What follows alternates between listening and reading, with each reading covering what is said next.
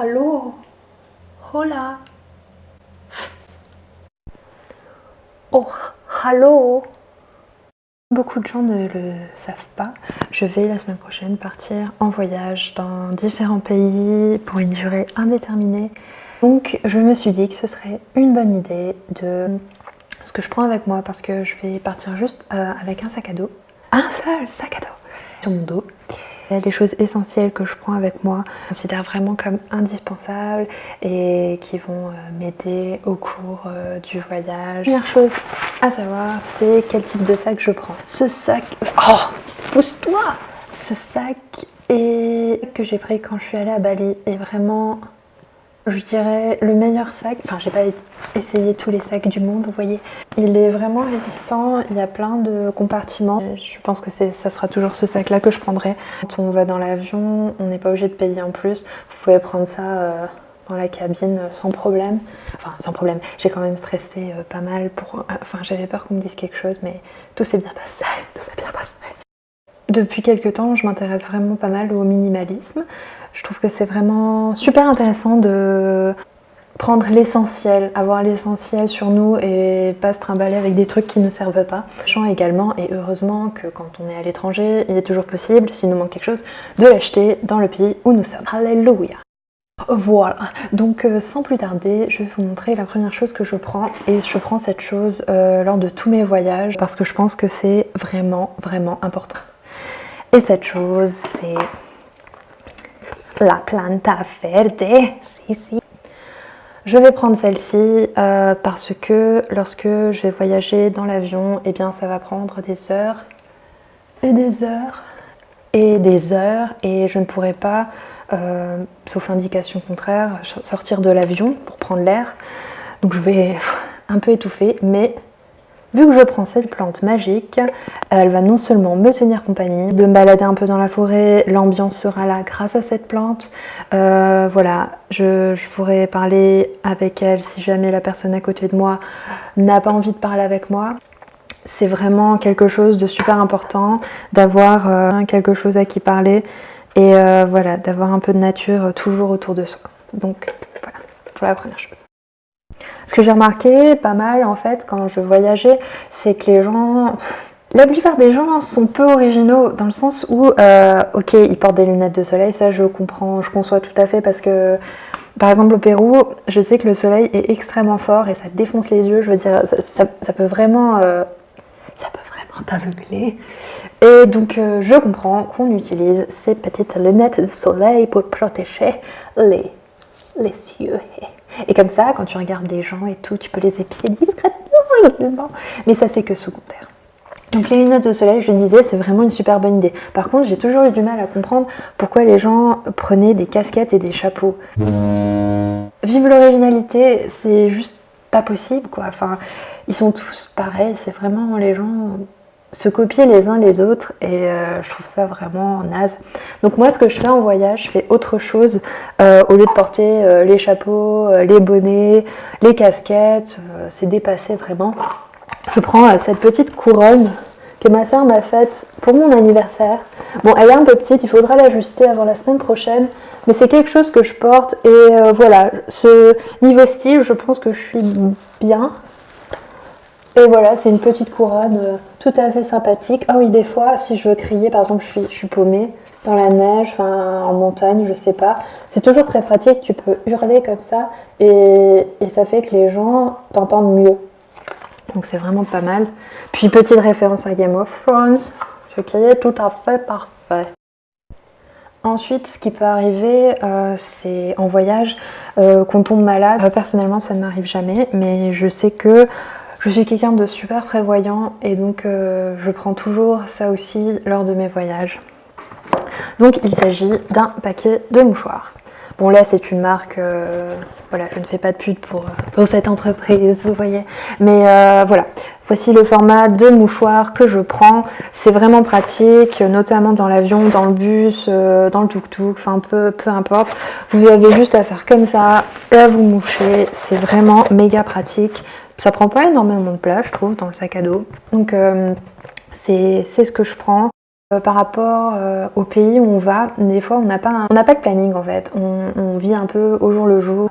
Et en fait, ce qui est intéressant quand on voyage, c'est qu'on voit les cultures sont différentes, les traditions sont différentes, beaucoup de choses changent et on ne sait jamais en fait à quelle période on arrive. Je suis très prévoyante comme je l'ai dit déjà, j'adore ne pas être prise au dépourvu et donc je me dis toujours si jamais je vais dans un pays et que c'est la période de Noël, il n'y a pas de souci, je suis parée, je prends toujours cette boule de Noël, voilà, très jolie boule. Quand je suis par exemple dans un Airbnb et que la personne a son sapin, je mets ma petite touche personnelle et pour dire que oui, je suis là aussi et je pense à vous. Et voilà, comme ça les gens pensent que je suis vraiment hyper intelligente, ils m'admirent. En fait, tu sais, quand tu pars en voyage, ça m'arrive très rarement, bizarrement, mais tu peux te faire des amis, tu peux rencontrer des gens, que ce soit dans le pays où tu vas, des locaux ou bien des personnes qui voyagent aussi et enfin, on peut se lier d'amitié avec des gens qu'on connaît pas. Si, c'est vrai, c'est incroyable, mais c'est vrai. Et ce que je fais, c'est que je prends toujours du papier cadeau. C'est vraiment génial parce que lorsqu'on se fait des amis et que, par exemple, c'est leur anniversaire, eh bien, on peut leur faire un petit cadeau surprise. En plus, c'est vraiment discret dans le sac. C'est vraiment cool. Vous pouvez offrir quelque chose. Donc c'est génial.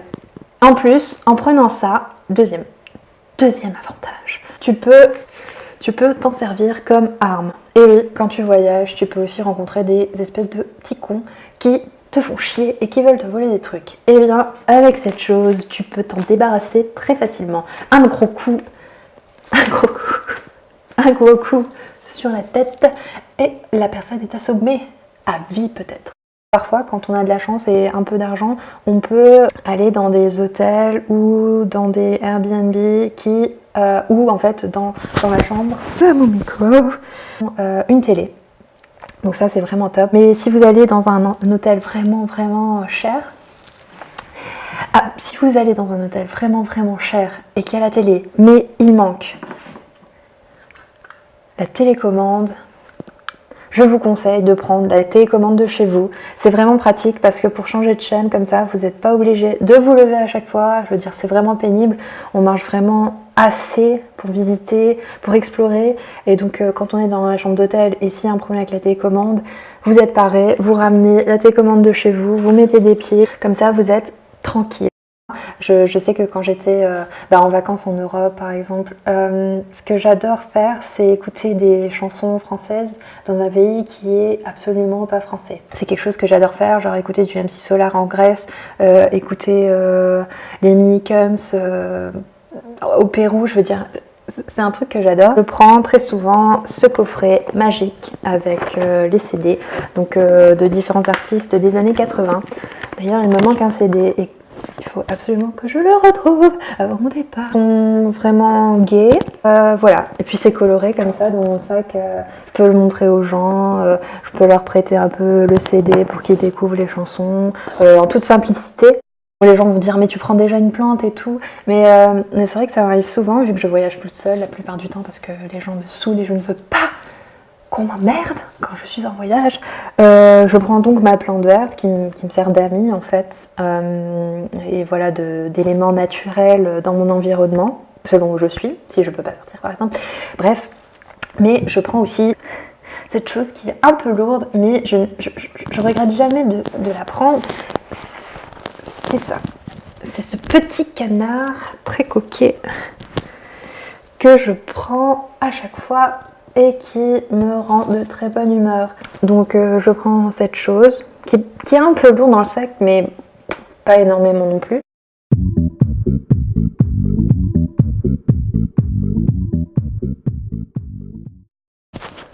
J'allais faire une boulette géante parce que j'ai oublié un petit détail. Quand tu voyages et quand tu sais pas exactement quelle sera ta prochaine destination, moi pour pas m'embêter, je prends cette chose. Donc mon père l'a offert, je pense qu'il l'a trouvé dans un vide-grenier. Un espèce d'atlas où tu as vraiment des cartes minutieuses, comme tu peux le voir, des différents endroits dans le monde. Et c'est hyper pratique. Tu peux vraiment trouver ton chemin avec ces cartes. Et cette année, pour mon voyage, voilà, j'hésite un peu. J'hésite entre reprendre ça, comme je le fais d'habitude, prendre voilà cet atlas du monde, ou alors cette année j'hésite aussi entre prendre ça et cette carte du monde. Comme ça, si j'arrive dans un pays, je sais pas où je suis, les gens peuvent me dire ah ben tiens, t'es ici, ou t'es ici, ou t'es là, ou t'es là, ou t'es là. Tu peux me dire ce que toi tu prendrais si t'étais à ma place, parce que là j'hésite vraiment. Je vais peut-être plouffer si j'ai pas trop de retour, mais en tout cas l'un des deux, ça c'est clair. Tout, vous savez tout. Tous mes secrets, vous avez eu tous mes conseils sincères et bienveillants. J'espère que ça va vous servir, surtout si vous avez des questions sur quoi que ce soit, n'hésitez pas. Si jamais c'est ton premier voyage, la chose que je conseillerais le plus de tout ce que j'ai dit, c'est, je pense, cela. J'ai dit, j'espère que cette vidéo a été intéressante pour toi, que tu as bien pris note de tout ce que j'ai dit. Je dis à bientôt pour de prochains conseils. Je serai là. Et voilà.